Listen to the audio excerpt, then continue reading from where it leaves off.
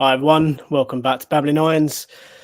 So today was let's just say a very frustrating game.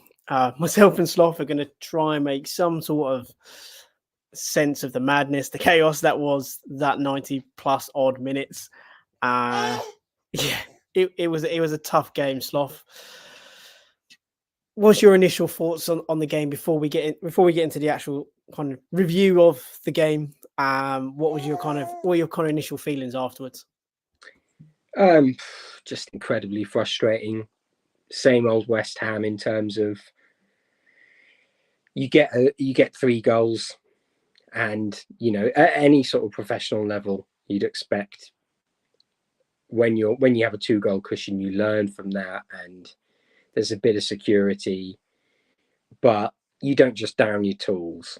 And I think that's the real frustration for me, is that even though there were some catastrophic substitutions from Moyes, and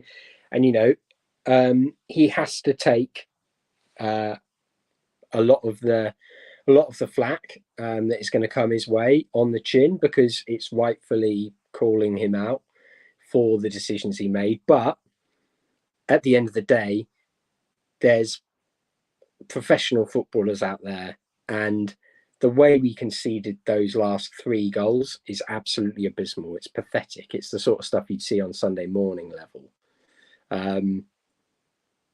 And we're going to go and cover one player in particular who I try to be very positive about when we signed him, because I've been very critical of him in the past.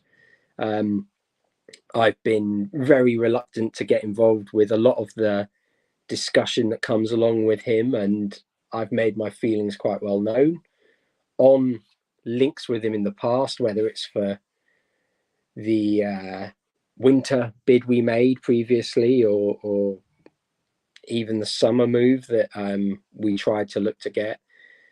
I just think he can't play for the football club. He's an embarrassment at the moment, and people might think that's reactionary, but he's costing us the same amount of points as Roberto, pretty much, maybe even more. And when we're trying to push for Europe, something that means a huge amount to the football club and the fans, for him to just come on and look so nonplussed, unfit, after an international break as well, where he should have been training his arse off, really trying to fight for a place in the side, to come on and put in an absolute disaster class of a performance where he just didn't even... Their winner, where he just lets the player bounce off him. Be a fucking professional athlete. Take it on the chin and actually just put your shoulder out. If they get a free kick and they score from the free kick, fair enough, but at least show a bit of commitment. And I think that goes for the whole of the defence at times. I think Mavropanos was the only one in that back line today, apart from Emerson, who can actually hold his head up high, because I thought Zuma was atrocious. He did all the things you'd expect Zuma to do in terms of winning it in the air. And then he just had his peg leg moments where he just can't seem to defend at all when it comes to using that leg. He just looks so out of his depth. And Soufal, if he wants a contract boost, that's not how you go about it. That's how you get released, because I thought he was awful today. Yeah, I'd say you've been fairly positive there. No, but tell you what, we're going to dive into a lot of what you said, but let's kind of give some form and kind of talk through the game and parts of the game. So, started off the game kind of as you would expect, West Ham putting everyone behind the ball, giving space, and then within the first 5 to 6 minutes, we're giving away a penalty. Now, again, this is what I think the problem is. There's a lot of conversation that I've seen, VAR saying, people saying that VAR gave them, arguably speaking, it's a goal, it's a penalty. There's no question in my mind about the first one. Mavropanos' leg comes out, puts the ball into the direction of Soufal, who is completely unaware of what's around him. Good play by Gordon. He wins the penalty. I was frustrated because it was clumsy. I was angry at the decision, but it's the right decision. It isn't VAR given anything. It's absolutely the right decision. I can't have any qualms with it. A player can come from an offside position if one of your players has played it as Mavropanos does. I know the question that will be raised is, where was the intent from Mavropanos? Was it an intentional play for him? But he intentionally puts his leg out to try and tackle the player. We're just unfortunate that the ball doesn't drift behind or go much further ahead of Soufal. That's our one problem. And Gordon did what every good centre forward does, or attacking player does. If Bowen did that, if Kudos did it, Antonio, we would be singing to the high heavens about what great forward play.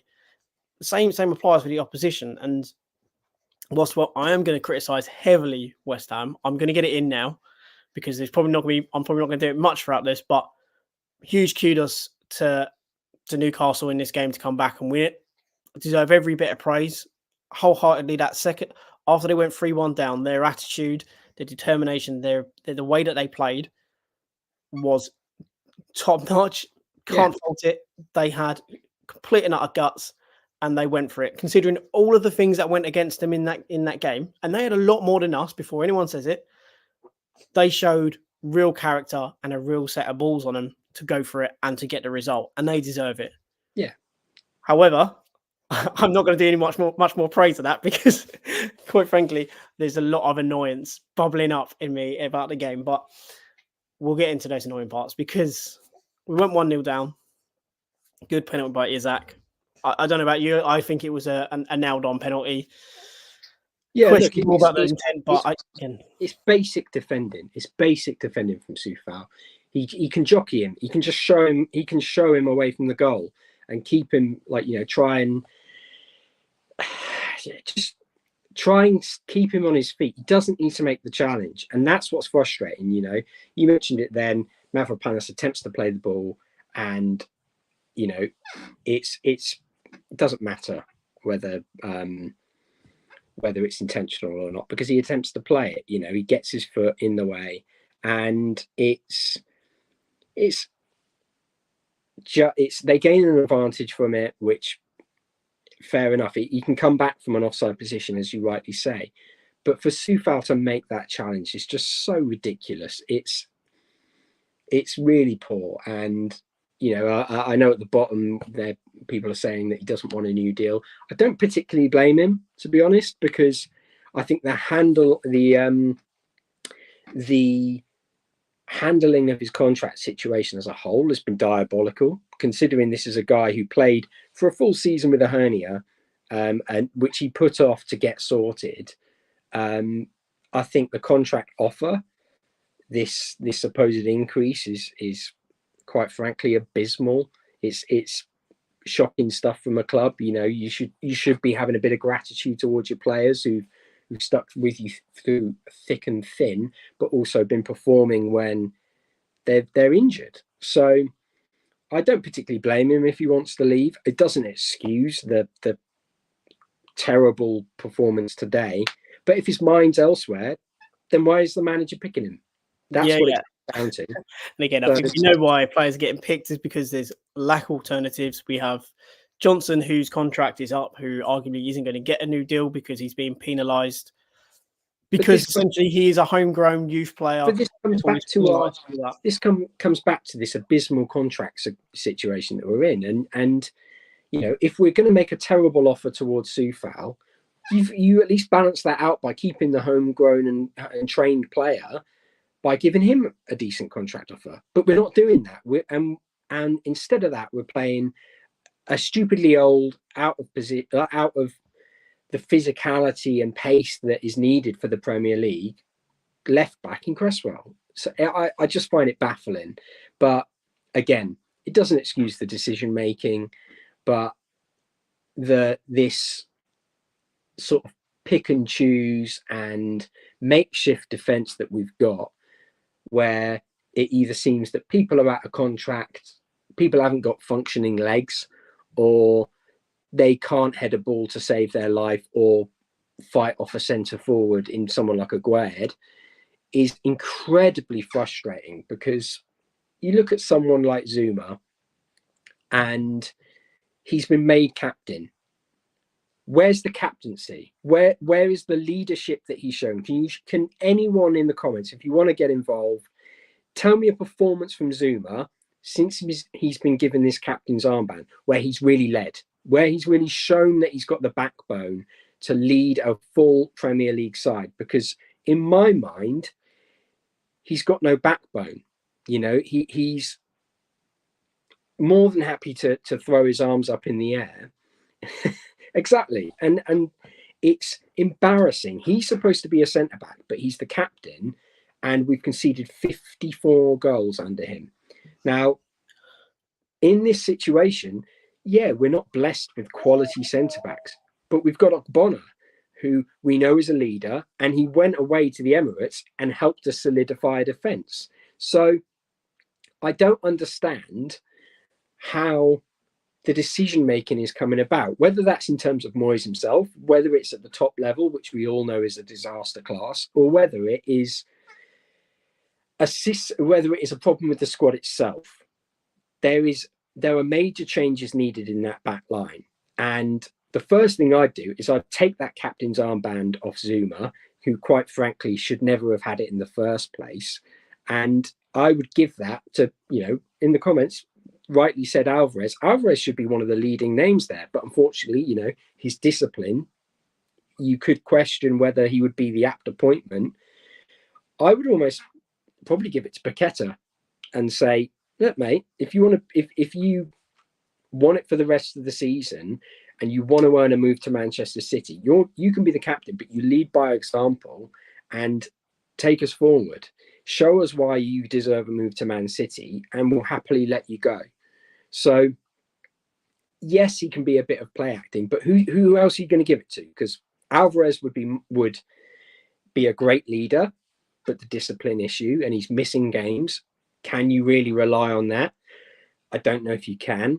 Emerson, I'd say this is his first full proper season. I'm not quite convinced of his leadership qualities.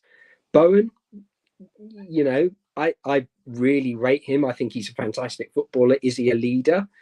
I'm not quite sure he would have the gall to go and shout at Zuma when he makes his inevitable mistake. So I'm not convinced that there is a full, enough there. And the problem with Souček, he's very easy to criticise. And I think that would be frustrating for the other players. If Souček's in your face criticising how you've performed, well, look, I love Souček and I'm a big defender of his. But as I've said many times, he's a blunt instrument. And if you're Paqueta and you're standing there listening to Souček going, why didn't you do this? You're going to get frustrated. So I think it could cause friction in the side. But for me, a major change is needed in the defence. It's been coming. It's been coming for years as well. We had this in the summer, and we probably should have sold Zuma then.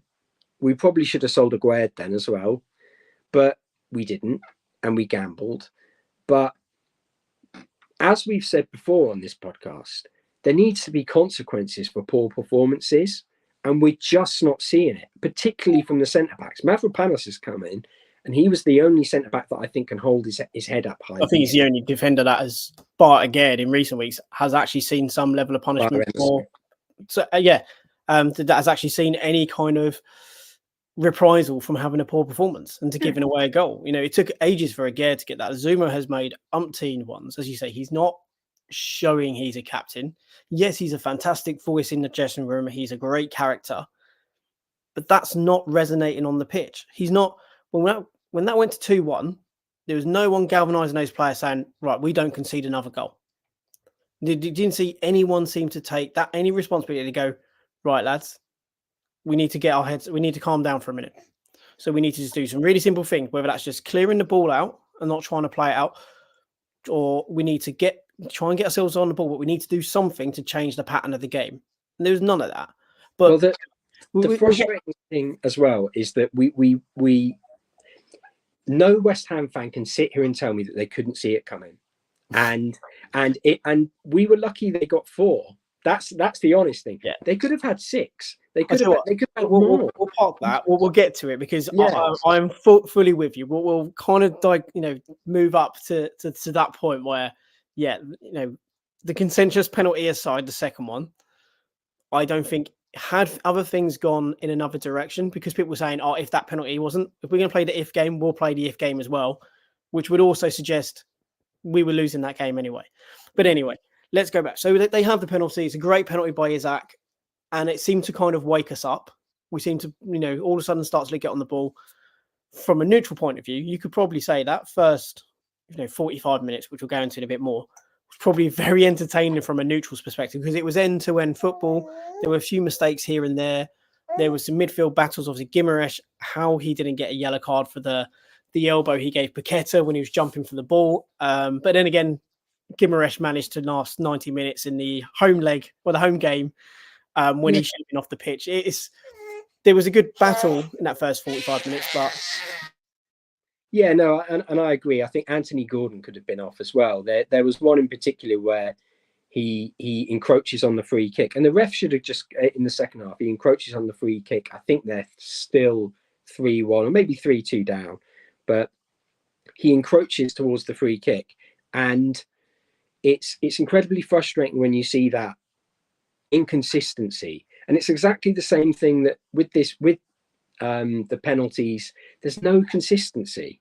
There's no consistency in the decision making, and also in the running of the game.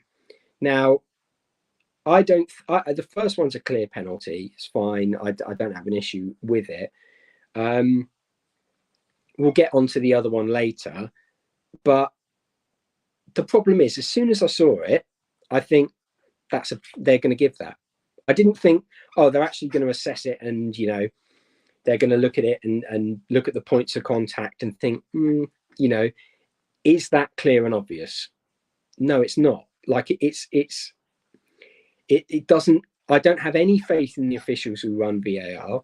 I don't have any faith in the officials, and that is the problem. VAR is doing its job, but the people who are running it are what's making it take forever to get any. They're making it untenable and making it a spectacle when it shouldn't be. It should literally be a cross-reference, a check, a yes/no tick box exercise. Essentially, we then move on. That's what it should be. But it is turning into a spectacle and a bit of an all-about-us moment. The referees inserting themselves into the game, and as you say, VAR is not a problem. It's the referees and the officials that are behind it that are the issue. That is the problem. They are interpreting, they are instructing, they are coaching the on-field referee who is experiencing that moment, who understands what's happening on the field at that time, and they're coaching them to decisions. And that is a problem. No, I don't. That's where I disagree. I don't think that's a problem, because the referee was so inept today. He needs someone in his ear who actually has a bit of common sense to go, that's a foul, that's a foul, that's a foul, because he wasn't giving anything, and that's for both sides. I think it was incredibly inconsistent refereeing on so many levels for both sides, that you look at it and you go, the commentator on TNT Sport was going, oh, I think he's done a good job today. What world are you living in? What game are you watching when you've seen the players, at some points rolling around, feigning injury, which we'll get onto for our goal, but feigning injury, very deliberately trying to deceive the official, and time waste, encroach.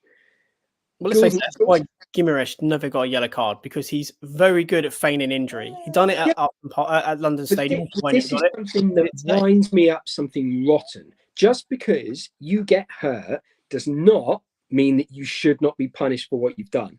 It's mad. And if you go up for a 50-50 challenge and you get it given against you, but you say there's a clash of heads, immediately stop the play. That's what should happen. Now, if you've gone out, but it's been deemed dangerous play, you should still get a card. Even if you're injured, you should still get a card if you've made that challenge, because it's dangerous play. It falls under the laws of... If he was a defender, or maybe a Souček? Probably is. Because of the size of the player, it would have been deemed as more intent. Whereas Guimaraes knew full well what he was doing Paqueta in that incident where he went up and elbowed him in the head. He knew what he was doing. And then he feigned injury. You see him fall to the floor. He looks up, realizes the foul's been given against him, and then grabs his face and makes it look like he got hit. There's no contact at all on him. This is where VAR and the officials on VAR need to get involved and go, look, you need to book him there. Doesn't matter if he's rolling around, book him, because that is a foul, and he's very clearly on the ground feigning injury and looking to see if he can deceive you, deceiving the referee. Yellow card, book him. And if he is then on thin ice for the rest of the game, and he does it again, you send him off. But there's no one in the VAR studios or in the referee's ear who's played the game and has the balls to actually make that call and say, look, you need to go and book him there, because if you let him keep doing this, it's going to ruin the game. And you need to take control. If the referee had a bit of control over the course of that game, things may have gone differently. Newcastle may have swept us aside, which they could easily have done. But I would much rather see a great refereeing performance, because that makes the game great. If the official in the middle gives you confidence that they're going to make the right decisions, you can watch it and you're not going to get that same frustration. Whereas today, I had to go for a walk with the dogs, which you know I'm not complaining about. They can be little shits, but it's just a case that I needed time away, because the officiating was so up and down. It was so mixed, and you know what you're going to get these days. You're not going to get any consistency, and I feel for the Newcastle fans, like when they were 3-1 down, because they must have been looking at it, and it was like platoon. There were people falling left, right, and centre, and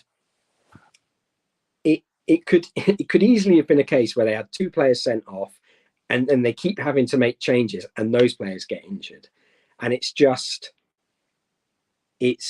the referee who causes a lot of those problems. And yeah, I'm going to stop rambling now because I'm getting annoyed.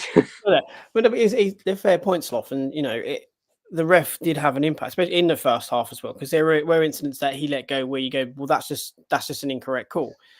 You know, one of the clear examples is when Kudus went on that incredible mazy run, and it was absolutely taken out by Dan Burn. There was no intention to play the ball.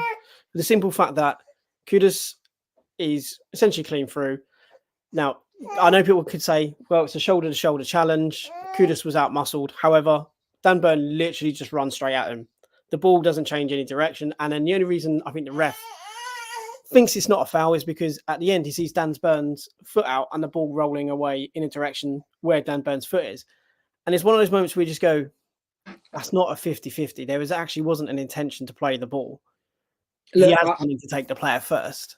Yeah, he goes through the man. For me, it's a shoulder barge. He's stronger than Kudus there, but it is a free kick. It's not a foul in terms of like a card-worthy foul, in my opinion, but it's a free kick. And I would have just, you know, if I'm the referee, the laws of the game are incredibly frustrating at times because they're for people who haven't played the game, and they also don't appreciate the nuances. That, you know, for me, he's just made a challenge. It's an honest challenge. It's never going to hurt Kudus, and he's tried to play the ball, but he hasn't got it.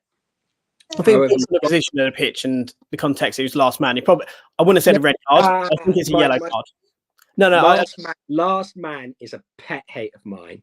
If anyone ever says last man, he's last man, he has to go. It doesn't matter. It's completely irrelevant. It's denying an obvious goal-scoring opportunity. Now, look, is that denying an obvious goal-scoring opportunity? It's Kudus who's got a clean run on goal. So you could argue that. But for me, that kills the game. That sort of thing kills the game. It's an honest challenge. As I said, there's no intent to hurt Kudus. He's just gone in for the ball. It's a free kick. But for me, it's nothing more than that. It's not a yellow card. It's not a red card. But under the laws, you would say it's a clear and obvious goal scoring opportunity. He probably has to go. Or if he's in the area, double jeopardy. You know, it's in the area, it's double jeopardy and it's a yellow card. I think where it was, had they reviewed it, I think the referee is probably going to blow it up for a red card. But again, VAR didn't want to get involved in that situation. Yeah. I think what frustrates people is that there's situations where there's surely you should actually be getting involved here, because this is actually quite a big incident. It was just before we scored, probably about 3 or 4 minutes before we got our second goal. We'll talk about the first in a minute anyway. But it's just, Kudus had done such an incredible run. He was clean through. I think we also had another man in Bowen, I think, coming in there. So there was the ability in which potentially to roll it back for a tap in for a player, or Kudus could go through completely clean through, because Dan Burn had no chance of catching him. His only option was really to go with the shoulder barge. And arguably, if they would have pulled it back, he probably would have been sent off because of the context of the situation, in that he would have been through on his own. So that clear scoring opportunity, I don't think, had it been in the area, it would have been that. Probably would have been a yellow, because again, it's that weird double jeopardy thing, but whatever. But it's another one of those moments we just go, the frustration kind of builds, because we were looking like we were creating kind of trouble for Newcastle, but we weren't getting any kind of rub of the green. Obviously, we had Antonio's goal from a brilliant piece of play from a Paqueta. We really looked like we were growing in the game, starting to look good. Newcastle were looking shaky after the Sells came off with his injury, and we took full advantage. And the one time that really the ref deserves actually some credit and actually showed, quite frankly, what we've been saying, actually showed a pair of balls, was the second goal that we scored, in that Charles come out to foul Kudus. He's nowhere near him, and the fingertips touch his face. And then he goes down, feigning injury, holding his face, and Paqueta's just alive to it. He then spots Bowen, plays a lovely pass in, Bowen then lays back to Kudus, and he hits it. And the simple truth of the matter is, I would be annoyed if West Ham conceded that. Not because I think the referee should have stopped play. The ref did stop play, hence, the free kick. The player didn't need treatment. He was clearly holding his face, feigning injury. The ref was in a position to see the level of contact, the level of intent from Kudus. He knows full well that that wasn't a strong hand to the face. Not something that's going to poleaxe a 6'2", 6'3" centre-back who is basically headbutting players every time when he goes up for a header and continues to play. It wasn't a foul. It was deliberately trying to stop us from taking something quickly, to stop us from advancing, and to waste down a minute, because it was basically the last seconds of the second half. That's what it was. He got caught out. He got caught with his pants down around by his ankles, and then all the Newcastle players were like, oh. And then they tried to influence the ref. And fair play to the referee, stood his ground and said, no, they have every right to play the ball quickly. The player isn't actually injured or hurt. It's not a head injury. He's feigning injury. That's on him. You should have defended it better, which they should have done. They didn't defend it well enough.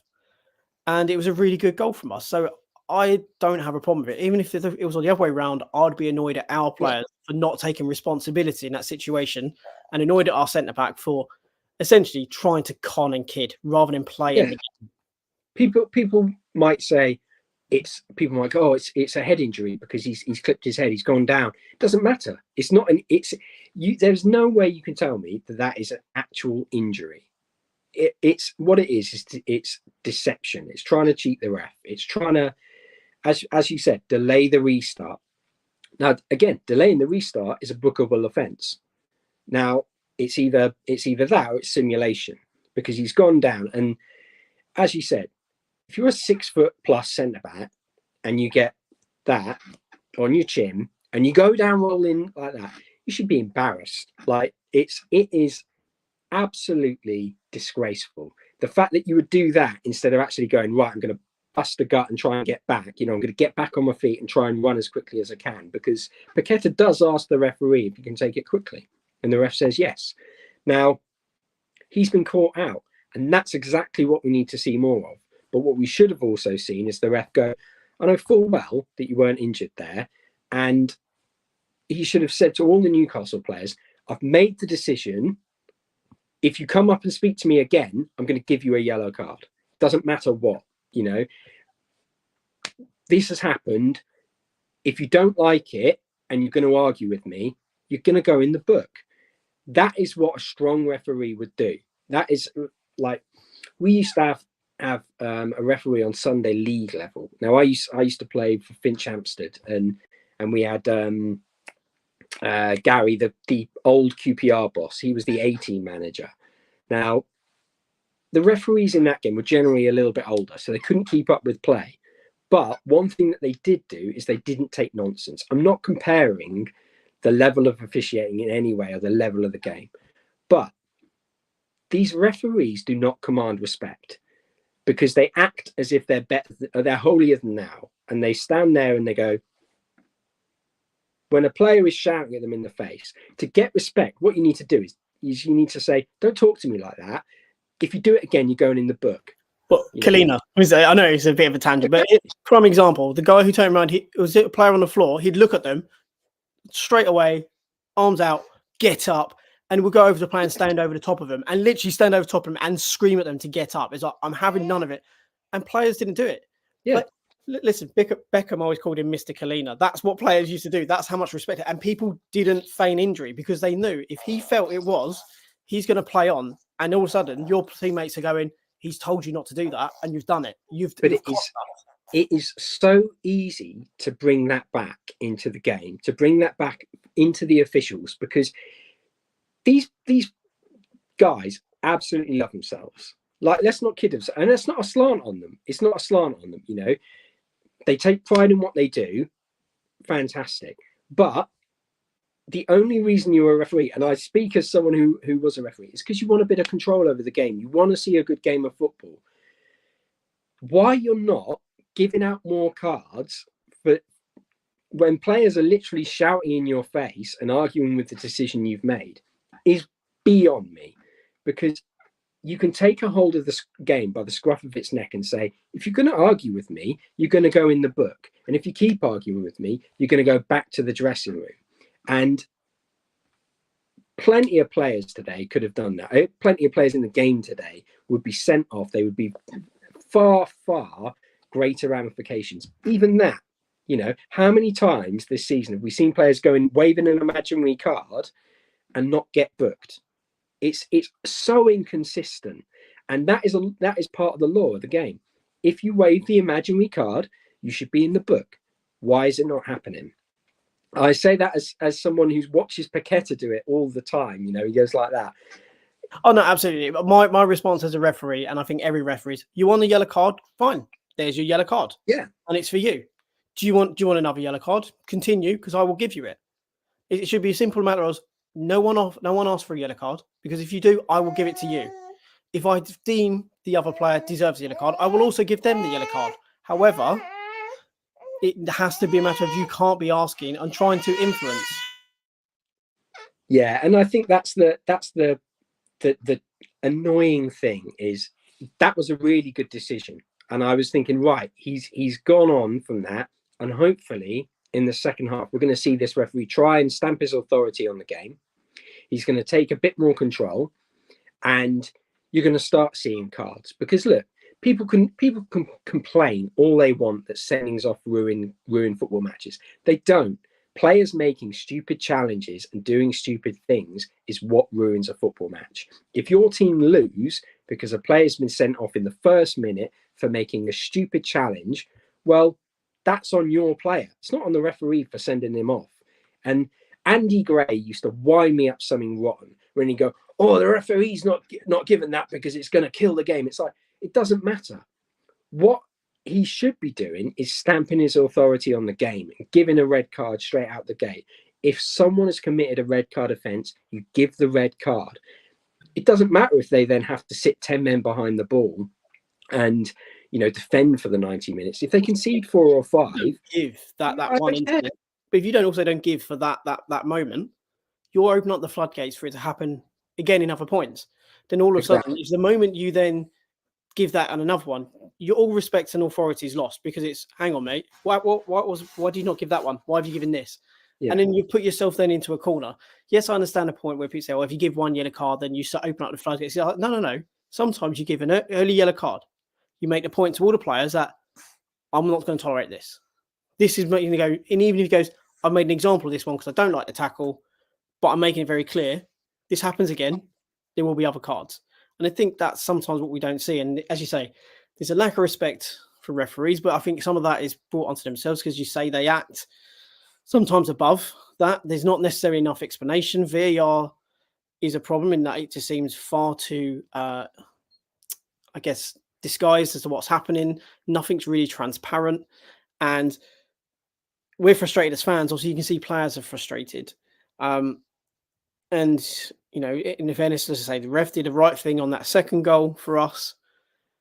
We'll get into the other incident that obviously caused controversy, but we'll also play that if game because people saying if that penalty wasn't given, we'll also play the if game about other incidents that happened, which ultimately probably would have seen the same result. But anyway, I digress a little. But, you know, we had to start the second half with an immediate change. You know, we had to take off Areola. We had to bring on Fabianski. And Newcastle started positively. However, we did something that we haven't seen. I can't remember the last time this happened, but we win the ball from a corner and Bowen and Kudus absolutely sprint up the pitch. Perfect pass from Kudus. We catch Newcastle pushing players forward in a completely gung-ho fashion and absolutely brilliant finish from Bowen. Doesn't even look. He knows exactly where that bottom right corner for the goalkeeper. On his weaker foot, absolutely drills it. Brilliant goal, brilliant finish. And at that point, you're going, hang on, this is 3-1 now. We Newcastle players seem to be having injuries dropping or players dropping all over the place. About 5 minutes or so after that, Newcastle looked on the ropes. Players were dropping like flies. There was injuries coming. And then we did the absolute, I would say, unthinkable, bearing in mind how well we were playing, how front foot we were, bearing in mind the comments recently of, I believe I'm an attacking manager. And then we just sit deeper and deeper. I'm not even going to mention yet about what happened with the substitute when Antonio came off, because let's be real, at the time, 3-1 up, taking off Antonio was probably the right thing given the fact that we have games coming up and we need to rest him. However, to bring him off and not maybe bring on another centre forward, or again, we don't know, we don't have a ready-made Antonio, but to make the sub that we did, bearing in mind what we've seen when they've come on as a substitute, it just almost blows your mind. And we've gone from this commanding 3-1 position to sitting back. And I think after that goal, and after that, about 60th minute or so, I think just before Antonio came on, Isaac had a gilt-edged chance that we were incredibly lucky he missed. And then not long after that, Longstaff had a gilt-edged chance that he missed. That was a Sunday League level miss. That was the sort of thing you do after you roll out of a big night before, and then you go, oh. And if we're saying that, the ref cost us the game, it's like, let's be real for a moment. Had those two incidents gone the way they should have, because they're good players and with good technique, we could have been 3-3 within the space of 20 minutes, or within the first 15 minutes of that second half. Newcastle had two absolutely gilt-edged chances because we went so defensive, so negative, stopped doing the things that we were doing so well, which was being aggressive. We wasn't necessarily pushing high, but we were aggressive when Newcastle had the ball in and around us.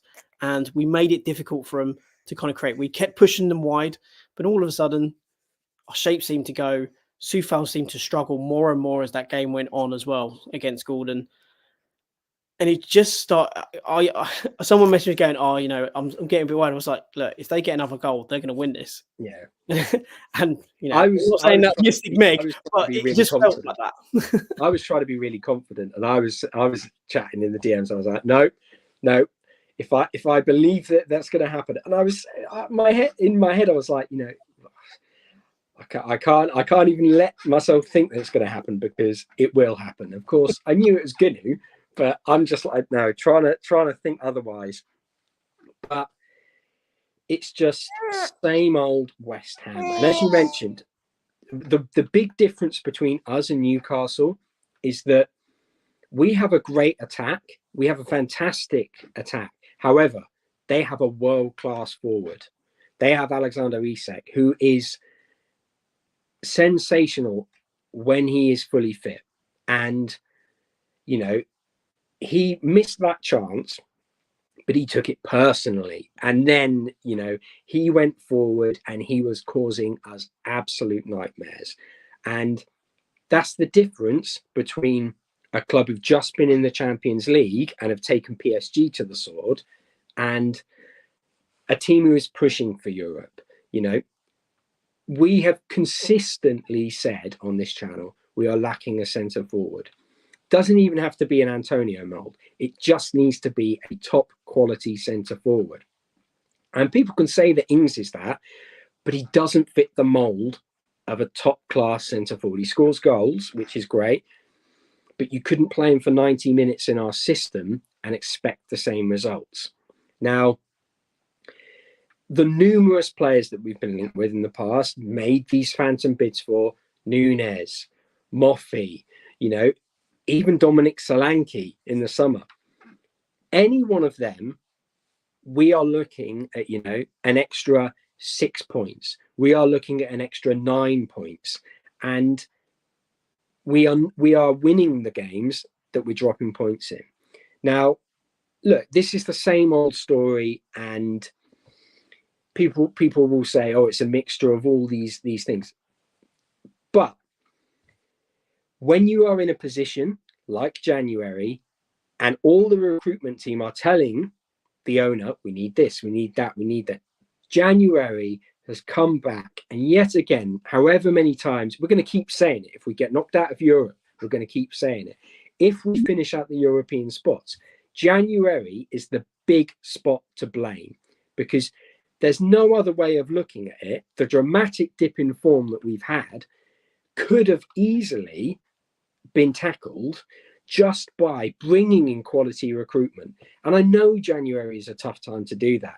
However, we have seen time and time again other sides make a change. So why is it just the circus at the top that cannot seem to bring in quality? It's because they're inept. No inept, and most likely because in January, regardless of all this, there is no such investor in at the club right yet, or nothing agreed. You're telling me that a football club are going to sell a £200 million share in the space of a couple of months in May, which is the time, so about 2-3 months from when they've announced it, and they've not had conversations before. It smacks and absolutely reeks now in hindsight of a club and of a board that went, we're going to have investment in summer. Let's do the minimum now. It will get us through. I think we got enough to see us through. We'll do just about enough, and we'll take a chance, take a risk, because let's not spend money when we can in the summer use someone else's to go and rebuild. Well, my that's point what it reeks and smacks of, because we've seen it so often that the money is not available when we need it to push up the league, but it is only when. But well, I say push up league. It's always there when we need to push up the league, but only when we're at the bottom end of the table. Yeah. And that's exactly the problem. And going back to my point about them having a class centre forward and us having, you know, a 45-minute class centre forward, you can't rely on Antonio anymore because he's just turned 34, and we know, you know, by the 60th minute he was breathing out his backside, and it was the clear decision, you know, to bring him off is clear, but to bring on a defensive player in that is completely unforgivable. So a defensive player who is in the worst form of his entire career and playing worse than Roberto. We'll get onto that, because look, I've tried to be positive about this, and over the course of the international break, I was saying Moyes needs to get a hold of him, start, you know, doing the Ivan Drago training. Start just getting him on the bloody incline treadmill that's just going to go like that. Get him on the punch bags. Try and get this guy fit. Get him quick. Get him alert and ready for a game. Look, I don't know what kind of capitulation has happened, what Pep Guardiola has done to Calvin Phillips. Quite frankly, I think it's a completely different player. And, you know, there was a Leeds fan in the comments earlier saying exactly that. And I feel bad for the guy because he's clearly nice. Like, he's clearly a nice lad, raised properly. However, he just doesn't even look up to the level anymore. Yeah. And I don't want to see him in a West Ham shirt again. I would rather be playing youngsters. I would rather be playing someone in that position who wants to fight for something. Yeah. Because I didn't see that. Well, no, but for the manager to have not done more and to not be thinking that as well, that should be raising alarm bells. And I've tried to be really positive about Moyes, and I've tried to be really positive about Phillips. But when you see such a drastic capitulation, it's very hard to start, remaining positive. Yeah. And I think for me, that first probably 50 minutes, 55 minutes or so of football that we saw today, including plus extra time, was the Moyes that when we play like that, you go, there should be no reason to question why Moyes. When you play like that level of football where you're taking risks, you're playing end-to-end football, you're trying to score, you're trying to be aggressive, you're trying to do the right things at the right times. You can obviously look at the squad and go, well, if we had Alvarez there or maybe one or two extra players, and actually that team in that style would actually be a really hard team to deal with. And then the game turns on its head and he makes the sub where, again, we both agree, taking off Antonio as he did was arguably correct because he was struggling at the time. He was tired and we need him for other games. So it made sense. And then 3-1 up, you go, okay, fine. Kind of see the game out. However, we've also both said about Phillips, we wanted to see him play, but we also said he has to start. He can't come off from the bench because whenever he comes on from the bench, he is so off the pace. He just cannot get anywhere near the game. He's, again, like I say, he doesn't look up to the level. And I think it's not harsh. It's not unfair. It's completely true. I'd like him to do well because he's in a West Ham shirt. He seems like a good guy. However, he's just terrible at the moment. I'm trying to think of positives I can label to him or give to him, but there's none. There is absolutely none. And as we said, at the moment, he's stealing a living and he's stealing minutes off of young players such as, say, Orford, who has been talked up as the next Declan Rice out of our youth team. So we've got apparently the next Declan Rice who can't get ahead of someone who can't even, at the moment, really kick a ball or run or even have any real intent or interest on the pitch. And then you've got, say, George Murphy. I know he's a more attacking player, but again, we've seen Paqueta play as a number 8 for Brazil. So why are you maybe not going to someone like George Murphy? Right, we're going to bring you on, play you in that 10 role. You have freedom to go and play. Just go and kind of enjoy the experience. You're a young player. We've seen with Newcastle that Lewis Miley, for example, 17-year-old coming to the team, has been an absolute revelation because he's just been allowed to go and play and express himself. There's been no pressure on him because of the injuries. I just want you to go and express yourself and try and perform. There's none of that at West Ham. And I'm not saying that these youngsters are going to come on and play maybe like how Lewis Miley has or even like Mino has at Man United. However, you don't know until you give these players a chance. And when you see people like Phillips, who, again, as I say, from a personal point of view, seems like a great lad. But once he gets on the pitch, there is no commendable attribute at all. And at the moment, he is stealing a living. He is earning over £100,000 a week. We paid however much we're paying for a loan fee. So I think it's costing us 500 grand a month or every other week or whatever. And you got young lads who are not playing. He's even been bringing on Ben Johnson to play in midfield. And again, it's like you're doing a disservice to Ben Johnson by doing that, by putting him in a position he is not strong in. And you just sit there and go, that's when then you turn and go, boys, what are you doing? Like, well, it makes me laugh. We got one of the comments that said, "Weren't you banging on about it being a class signing?" Well, yeah, because the alternative was getting him on a permanent. We managed to get him on a loan. No, but the problem is, you on paper you look at it and you try and be positive. This is a man that Moyes wants. This is an England international, a Man City player that Pep wanted, and you go, okay, yeah, it's a positive deal. And hopefully this is a step in the right direction because it's a place we're very, very, short of options at. It's been a disaster. And, we were both vocal about it in the past, but this sort of like point scoring thing is just ridiculous when people go, oh, well, you were back talking it up. Well, okay, yeah, but you've got to, haven't you? You've got to try and be positive. Why would I get on the back of a player before they've even joined? I don't You think know that's what? it. But it's also this sort of refusal to change a point of view, and we've all seen it from across the time that Phillips has played. He just doesn't look bothered, and for the penalty, which people can debate, it comes down to the fact And he's here's the not incident quick right enough. there. He's not quick enough. He's not strong enough. And if you want to go down the route that he's fouled, he doesn't make enough of a fuss. Yeah, If he absolutely. wants to go down, if you're saying that's a foul and he goes down and he's rolling his face, I'm in pain, like bloody Shah was in the first half, then you look at it and you go, fair enough, he feels he's fouled. If VAR then gets involved and goes, naturally, you know what, we think he's fouled him. Yeah.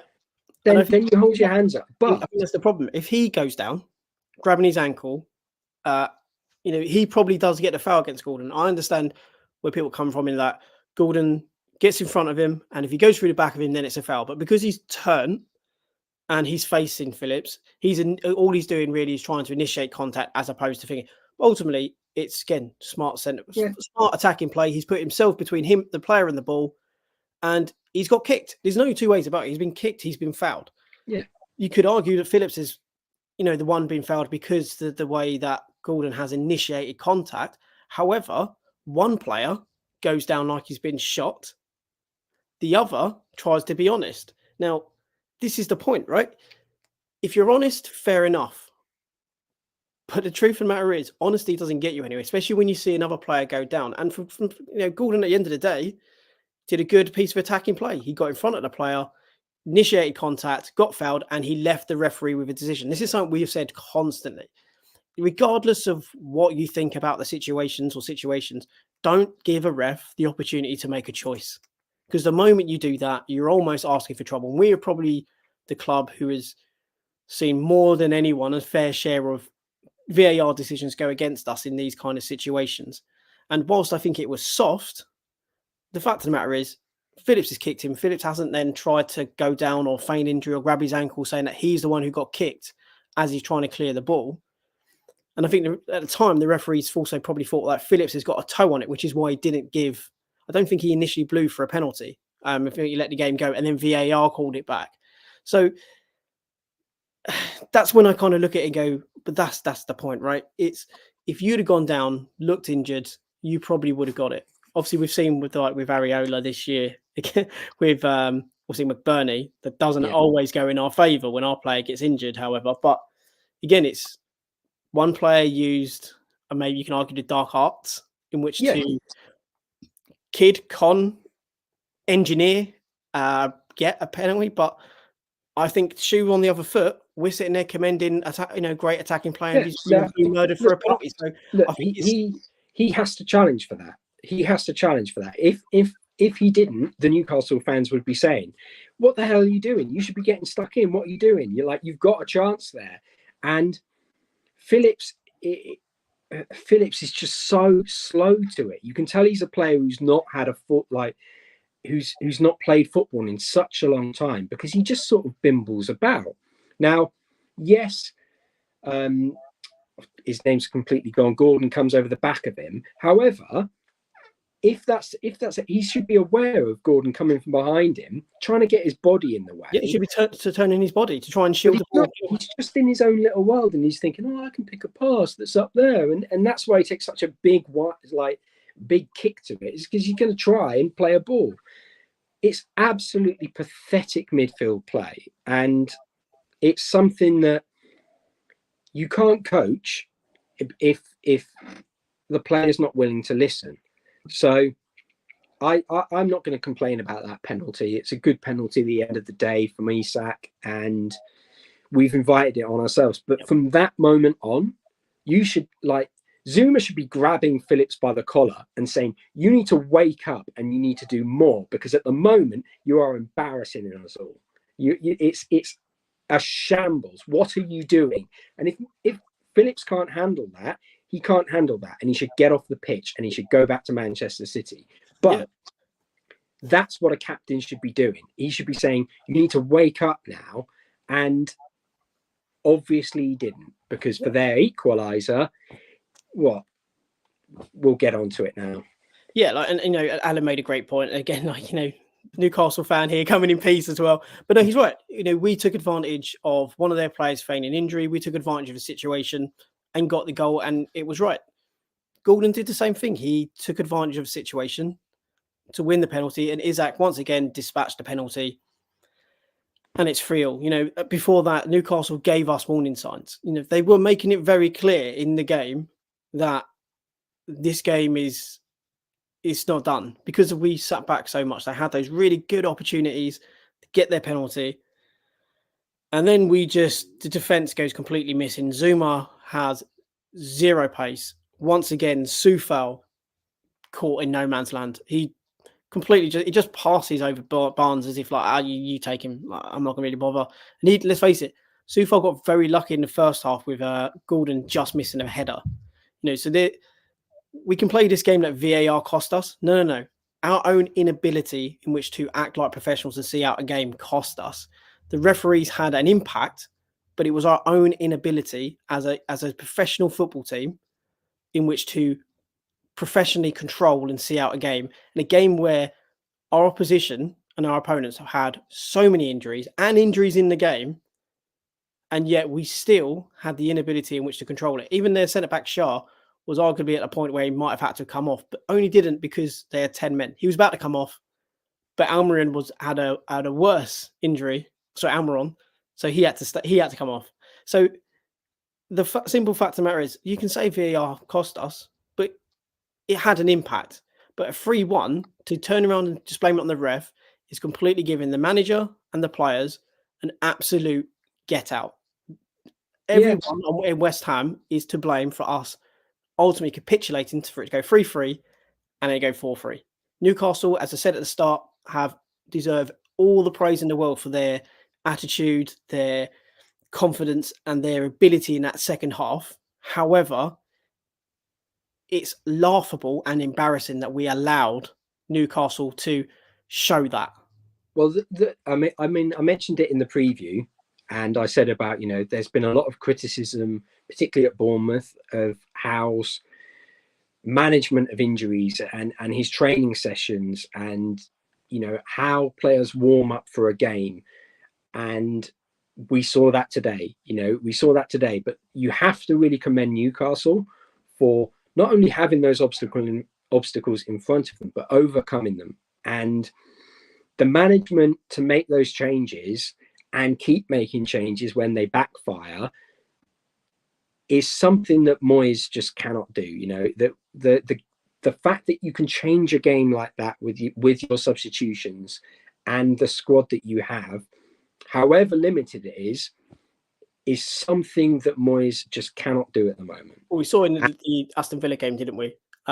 Emery using his bench brilliantly to get the result. And for all the criticism that you can give Howe for the fitness and the injury management, you have to commend him and take your hat off to the fact that he changed that game. He was a large part of why they got back into it, because he had to overcome those injury issues and make changes and make decisions. So it's a very double-edged sword with his management. I understand that. But the bigger sword was on the West Ham side. And, he committed seppuku, really, with that decision to take Antonio off. It was diabolical. And when you look at the options and how they scored their goals, why we didn't try and change it up and say, you know what, we'll bring on an extra centre-back with a bit of pace and we'll put Danny Ings on. Maybe we'll give, say, Bowen a bit of a rest, or whatever it might be. You can change the formation. Look at Soufal. He was having a shocker. Why not move Mavropanos to the right, where he's played a number of times for Stuttgart, and say, look, Aguerd, you get stuck in, but effectively we're going to have 3 massive units at the back, 2 of them with a bit of pace, and you can play it out from there. We're going to try and shore this up. The fact is, you can shore up a football game and still not play negative football. But we just looked completely and utterly toothless, and our back line looked completely and utterly spineless. Our And that, midfield had a complete inability after we went 3-1 up to get the ball into the centre, into our forward line, who were causing Newcastle issues. And it's, Antonio was the main threat throughout that first half.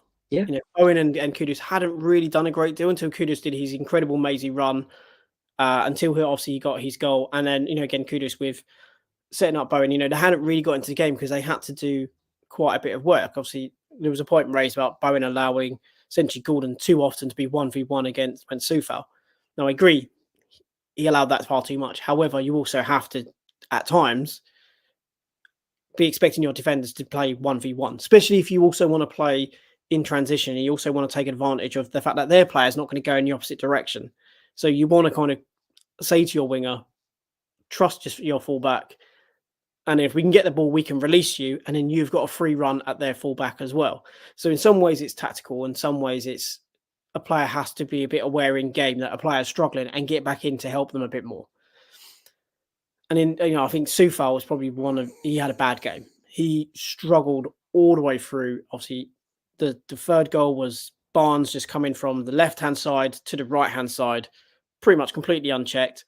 I saw someone saying, if essentially Ged was in a position Zuma was, he's catching Barnes. yeah, Most of likely course true. And probably is getting the block. But that's part of our problem. We can't trust the Ged to play a game. Now, if we'd maybe come on and played in a back three, might have suited him. Could put Zuma in the centre, absolves him from a lot of the running.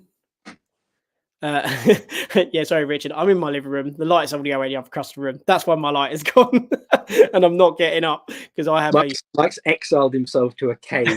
I have the light represents my mood, and the fact that I have a sleeping baby here, and I'm not doing anything to disrupt that. But anyway, digress completely. But yeah, again, arguably stops Barnes in that situation because of his pace. But again, that's the situation. That's something maybe we didn't do. It's all very. We could have taken off Antonio and brought in a defender. Yes, it'd be defensive. However, a three at the back can actually be quite attacking if you're then going to push your fullbacks up incredibly high. Depending on how you use a three at the back or five at the back, it can either be incredibly defensive or incredibly offensive. So there are multiple ways in which you can manage that and interpret that move. But again, Wood gets there. Zuma doesn't. Fabianski, I don't think, covers himself with any joy, any kind of. It just hits it straight at him. Let's be honest, it is straight at the goalkeeper, and the goal goes straight through his legs. It's doesn't go slightly to the left, slightly to the right. It is dead at Fabianski, and it's through his legs. It's a brilliant finish from Barnes, but you've got to question the goalkeeper's footwork to come out with his legs that wide open and for it to go straight through the middle with that much space between them. It kind of blows my mind a little bit. But the thing that was made, I saw a comment earlier as to the thing that wound them up the most, and I wholeheartedly, completely agree to this. Yeah, was the penalty. I was aggrieved because I can see from many angles or many point of view as to why it maybe shouldn't be given, why it could have been given. The fourth one, though, was an utter embarrassment. Now, we didn't cover ourselves in glory at all with, Zuma doesn't have the legs. He couldn't get out to where Gordon was, didn't really jump up and challenge him. Again, he could have poleaxed him, could have jumped up and absolutely poleaxed him, given away a free kick, would have nullified and killed that attack.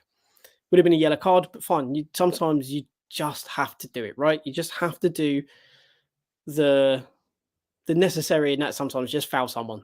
Just do it. But he allows Gordon to get the ball. Barnes again comes in off that wing. But when the ball is played to him, he has the most pathetic of attempts from Phillips to get near him. And he just, I would say, to brush him off would be a compliment to Phillips, because that would insinuate that Phillips has gone in, tried to make contact, and just a player has managed to move away from him. Literally wasn't there. He's just turned, and then it is a brilliant finish. I'm not going to have a go at Fabianski. Yeah. I think maybe Harry may have got there just because younger legs maybe would have propelled him a bit more, and he's a bit taller, so he's got longer reach.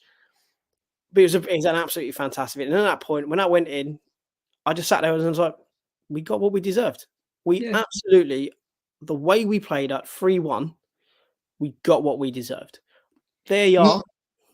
Had an impact, but it was not the contributing factor in my mind as to why we lost that game. We lost that game because we had terrible in-game management, terrible decisions made off field as to how we then play on the field, and the players on the pitch were embarrassing as to their level of commitment. I think you even said it. They looked half-assed, complacent, and arguably arrogant when it was 3-1.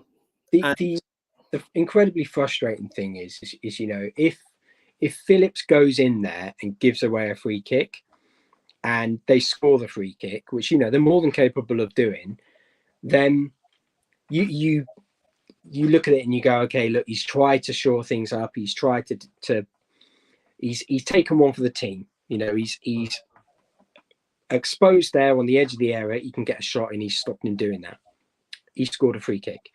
Not much you can do about that beyond, maybe question the goalkeeper a little bit if he's not got his corners covered.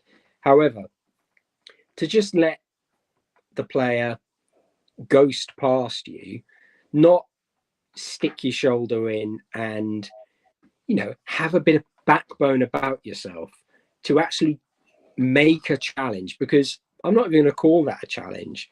He basically rolls out the carpet for him to have a shot.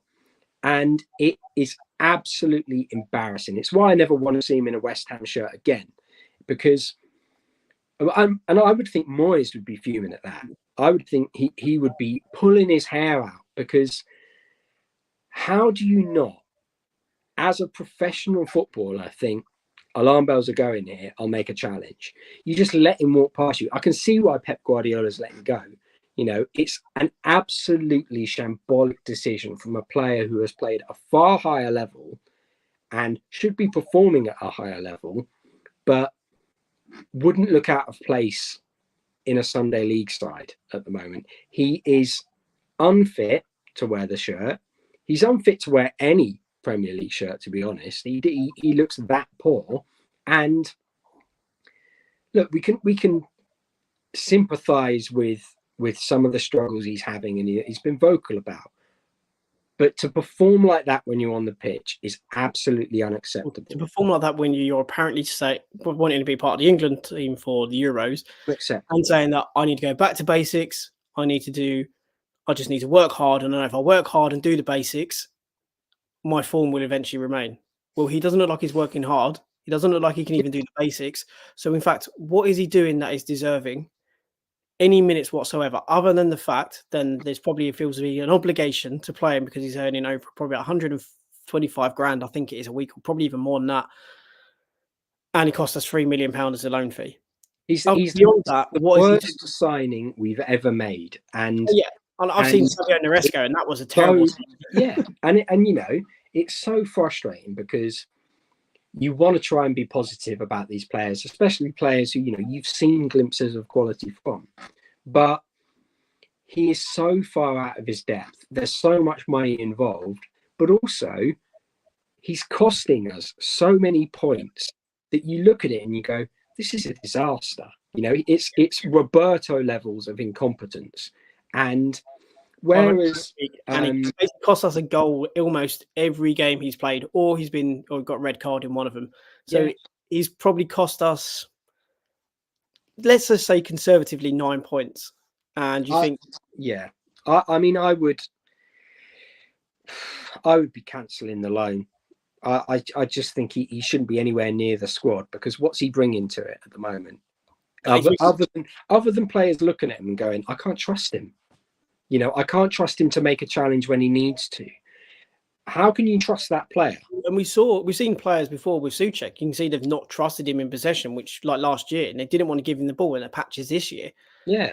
However, they have absolutely and utterly, 100% confidence in him defending from corners or defending around the box, or when they get the ball in the area. They have, and even he today, when we got the ball in the area, he had a gilt edge chance and he took it on the chest. It was just mind-boggling decision making. It's once we went to 3-1, the players' minds just went to pot. But there was so Newcastle much. is a cauldron, There but was so much of that as well. Like, you look at some of our set pieces, and we were playing it bloody short at the time. And you think, we've got Souček, like, we've got Mavropanos, we've got some of the biggest players in the Premier League, and yet we're playing it short. And and they're losing it as well. There's the thing. There's been loads of points here around James Ward-Prowse. Start of the season, incredible.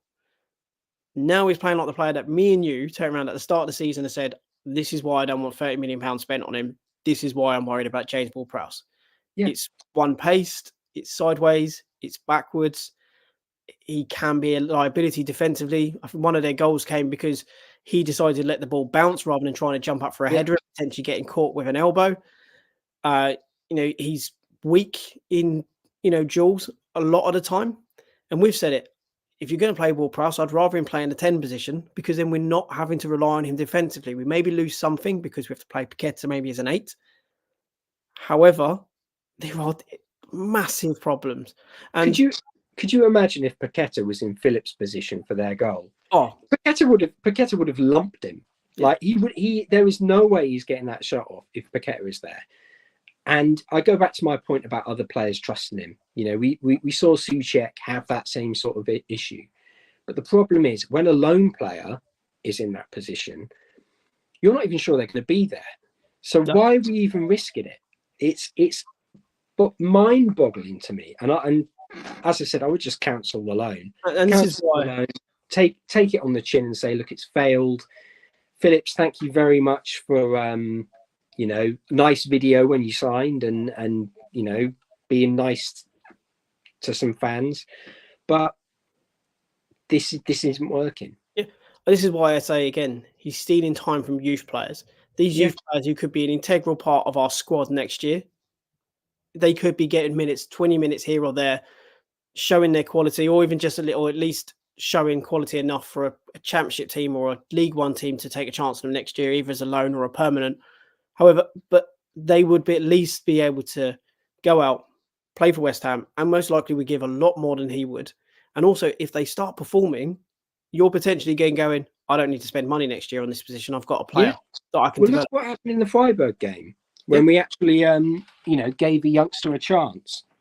It was a great impact, but no, we're not seeing that. And again, this is what we said about Newcastle, where they've had to play young players because of injury. But someone like Lewis Miley, been an absolute revelation for Newcastle. He's now to the point of they've got injuries, like we've got this young kid, and in fact to the point of there's possibly next season going to be conversations in Newcastle as to, do we start this kid next year? Probably don't, but they're now going to have that conversation. But we have a complete refusal to look at our youth team. And what is the most mind-boggling, it's been said in the chat as well, is we have arguably one of the best. And I say arguably because I'm being diplomatic. But last season, bar Man City, we had the best youth team in England at under 18 level. Yeah. Under 21s this year, we have been brilliant as well. And that's because a lot of those lads from the under 18s. So we have the best youth system in this country, bar say Man City. And obviously you do have Liverpool, who've shown again, look how good theirs is, how much they're giving young lads chances, because again, injuries, look at how much they've flourished. And yet we, who have arguably this amazing youth team, who won an FA Youth Cup last season, who are doing incredibly well, and obviously won the South League in the other under 18s. These players are like 18, 19 this year as well. So they're not, players that shouldn't, like they're 17 years old, 16 years old. These are young men. And they do not get a single chance to essentially get minutes that they have earned. And there's irrespective of what you think about youth, they've earned it based on their performances at youth level. And with our injuries and with players not playing well, such as Phillips, it's a smack in the face to these young players. And you're essentially saying to me, it doesn't matter how well you play at those youth levels, because you're not going to come in because we have these other players ahead of you. Regardless of their form, their name means they play ahead of you. And that is the crux of the problem. This is my huge bugbear with Moyes. And people will always point to, he's given youth a chance. He hasn't. He's given lip service. He's given debuts and never followed it up. Given a chance is going to a player, here you are, you're going to get, say, 900 minutes this year, all from the bench. However, I'm going to give you minutes, about 900 minutes, maybe a little bit less, but I'm going to give you that many minutes in the first team. either from the bench or starting in cup games or starting in games where maybe have injuries. There has never been any of that. It's an absolute fallacy and an absolute joke, in my opinion. Anyone mentions he gives youth a chance because it's lip service, just in the sense of he'll play a player here and then. Look at Mubama. He comes in, he's got no chance because the way he plays him, it's pointless playing Mubama. Of course, he looks terrible. He's a young lad thrust into a centre forward position with no one in around him and just going, go on, mate, hold it up. And if you don't, and Mubama's not done himself justice. This is what frustrates me as well, because there's no way you can tell me that Mubama wouldn't look better in a system like today when he has Kudus and Bowen running around in Paqueta behind playing balls. There's no way you can tell me he wouldn't look better, because he when he's been given a chance, we've been diabolical. And look at Cornet. You know, we've got players who are ostracized from the squad. I'm not saying that they would have been, you know, they could have an impact, but when you're ostracizing players from your squad and you're not involving them, giving them minutes off the bench for rotation's sake, but also competition's sake, more importantly, competition and performance sake, it's absurd. It's absurd. And I completely agree with you. Yeah, and there's... Yeah, look, we've got an hour of ranting. We said we were going to do 30 minutes before we started. It's now an hour and 16 minutes we've gone. Yeah, let's try and round it up. There were some positives in today's game. For the first 46 minutes, there was arguably some good football in there, and we looked like a team that could cause issues to teams, especially the way when Kudus gets a full head of steam. Bowen, again, his finishing is incredible. Antonio looks like a player who's refound and rejuvenated, you know, at the moment. Paqueta, despite the, let's just say, close attention of Guimaraes, if I'm being polite, did incredibly well for a large majority. However, we then showed the ugly side of West Ham under Moyes and just West Ham in general. It's not all Moyes' fault, obviously, because there were some, let's say, questionable decisions made by the referee that impacted the game. But you have to say as well, his decisions have also had a debilitating effect on us. I think you summed it up well there when you said, you know, we caused problems. The problem was that we also caused problems for ourselves, and we didn't do anything to address them. And that came from both the bench and the management and the players who were on the pitch. You know, there was problems caused by Newcastle, but ultimately the problems that cost us points today were caused by ourselves. Yeah. And when that happens, you can't do anything other than just be incredibly frustrated as football fans. And I feel incredibly sorry for the fans who travelled and saw that capitulation. Especially for a 12:30 to travel all the way up to Newcastle and then to walk up into the gods for Newcastle away. It's definitely a fall from grace then walking down those steps after a defeat. So yeah, I completely agree with you there. But everyone, massively appreciate you tuning in. Appreciate all the chat. It's been great. Apologies for my light. I've decided to not risk the baby waking up and screaming. So I've gone with just letting light naturally fade. So thank for everyone persevering with us, everyone joining the chat. If you've enjoyed this, please do like, please do subscribe. If you don't already, please do share all of those things because it helps our channel. And again, as I say, thanks everyone for getting into chat. It's really great when people get involved as well and hearing your opinions, whether we agree or not. I think that's the great thing about football. It's all about opinions. But I think today was a frustrating game. We shot ourselves in the foot. We are the masters of our own downfall. And we, as ever, have the ability to clutch defeat from the jaws of victory. And we have to go again and hope that we get the points needed in which to secure Europe and hope for a better performance against Bayer Leverkusen. That's it from me. Sloth, any last words before we sign off? No. And on that massive bombshell. No, it's just, I think let's hope there's we'll kick up the backside.